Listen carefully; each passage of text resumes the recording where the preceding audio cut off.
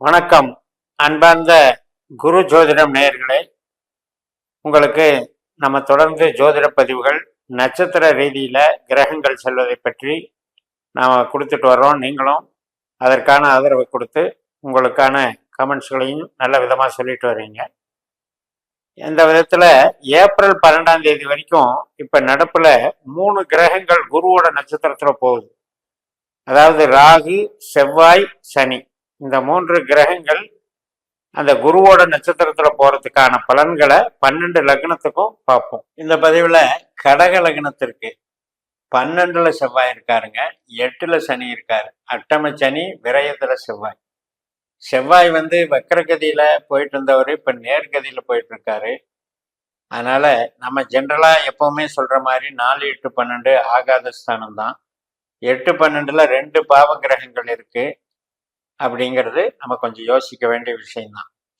அதே மாதிரி ராகு என்ன பண்றாரு, 9ஆம் இடத்துல அவரும் குரு நட்சத்திரத்துல இருக்காரு. அப்ப பூரட்டாதியில சனியும் இருக்காரு, ராகுவும் இருக்காங்க. ஆனா ராகு 9ல இருக்காரு, சனி 8ல இருக்காரு, செவ்வாய் 12ல இருக்காரு. பட் இதுக்காக நம்ம பயப்பட வேண்டிய அவசியமே கிடையாது. காரணம் என்ன அப்படின்னா, குருவனுடைய நட்சத்திரத்துலதான் இவங்க இருக்காங்க. அது நமக்கு ஒரு பிளஸ் பாயிண்ட். அப்ப இந்த கிரகங்கள் 8ல இருந்தாலும் 12ல இருந்தாலும் 11ஆம் இடமான லாபஸ்தானத்தை தான் இயக்குறாங்க. ஏன்னா இந்த லாபஸ்தானத்துல இருக்கிற குருவனுடைய நட்சத்திரத்துலதான் இவங்க இருக்காங்க. அதனால நிச்சயமாக நல்லது நடக்கும், எதிர்பாராத நன்மைகள் நடக்கும், எதிர்பாராத ஒரு பொருள் வரவும் நடக்கும், உறவுகள் சார்ந்த நன்மைகளும் நடக்கும். இப்ப 12ஆம் இடம் அப்படின்னா நம்ம மூலதனம் சம்பந்தப்பட்டது, நாம எப்பவாவது யாருக்காவது பணம் கொடுத்துருப்போம், அது சம்பந்தப்பட்டது, நம்முடைய ஆராய்ச்சி கல்வி சம்பந்தப்பட்டது, வெளிநாட்டு தொடர்பு சம்பந்தப்பட்டது, இதெல்லாம் 12ஆம் இடம் தான்.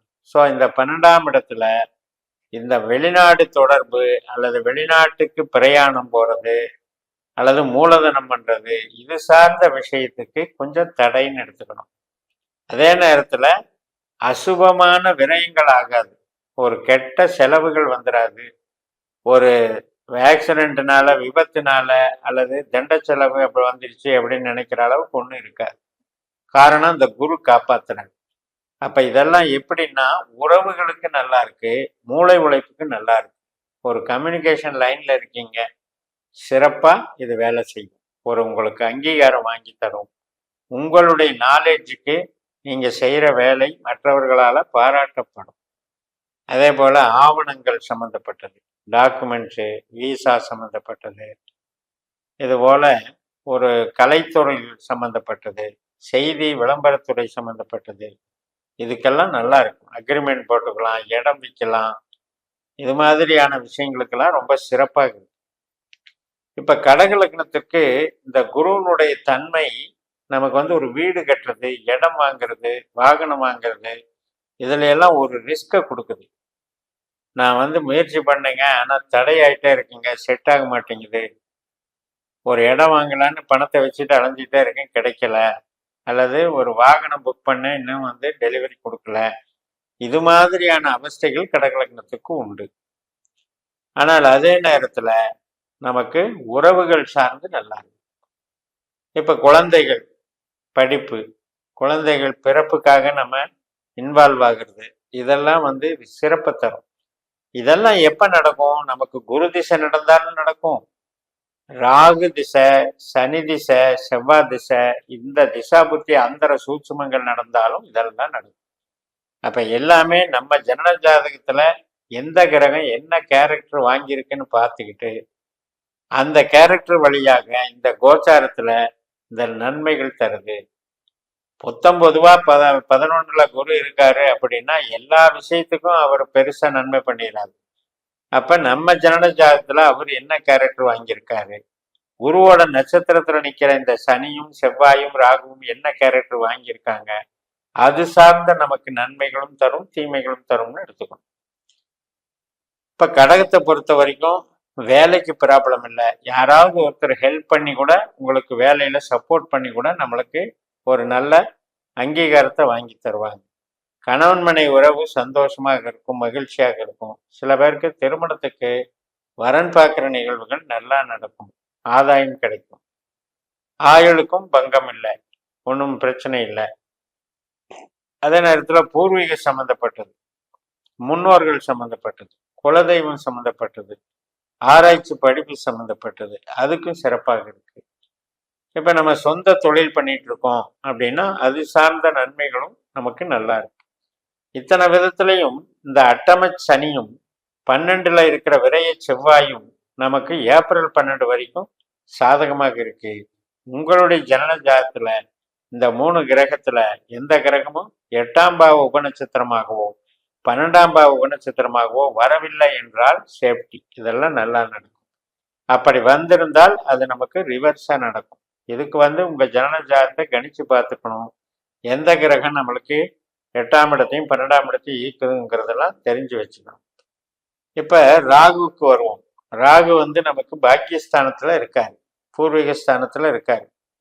இப்ப அவரும் குருவை போல செயல்படுறதுனால நமக்கு கோயில் காரியங்கள், பூர்வீக தந்தை வழி உறவுகள், சகோதர வழி உறவுகள், மூத்த சகோதர சகோதரி வழி உறவுகள், நண்பர்களின் உறவுகள், பொதுஜன தொடர்பு, banking, contract, transport, electronic communication, இது எல்லாமே சிறப்பாக நடக்கும். ஈவன் இப்போ கன்சல்டிங்காக இருப்பாங்க, சில பேர் கன்சல்டிங் பிஸ்னஸ் பண்ணுவாங்க, அவங்களுக்கெல்லாம் மிகப்பெரிய சாதகமாக இருக்கும். அவங்க கன்சல்டிங்லேயே ஒரு மிகப்பெரிய லெவலில் இன்வால்வ் ஆகியிருப்பாங்க. ஒரு ஆலோசகர் மாதிரி ஒரு பெரிய விஷயத்துக்கு ஆலோசனை பண்ணி அதன் மூலமாக சம்பாதிக்கக்கூடிய நபர்கள்லாம் இருக்காங்க. அதன் வழியாக அந்த மாதிரி இருக்கவங்களுக்கெல்லாம் கடகலக்னக்காரர்களுக்கு இது சிறப்பான காலகட்டம். இப்போ உங்களுக்கு ராகு திசாபுத்தி அந்தர சூட்சுமம் நடக்கும்போது மிகுந்த நன்மைகளை தரும். இப்ப ராகு திசாபுத்தி நடக்கும்போது செவ்வாய் கொஞ்சம் ட்ரபுள் பண்ணும். செவ்வாய்ங்கிறது யாரு? கூட பிறந்தவங்க சம்மந்தப்பட்டவங்க. அது சம்மந்தப்பட்டதுல கொஞ்சம் ட்ரபுள் பண்ணணும்னு பார்த்துக்கணும். பட் நமக்கு இந்த குருவனுடைய அமைப்பு நமக்கு லக்னத்துல இருந்து நமக்கு 4, 8, 12 தான் குருவனுடைய நட்சத்திரமே இருக்கு.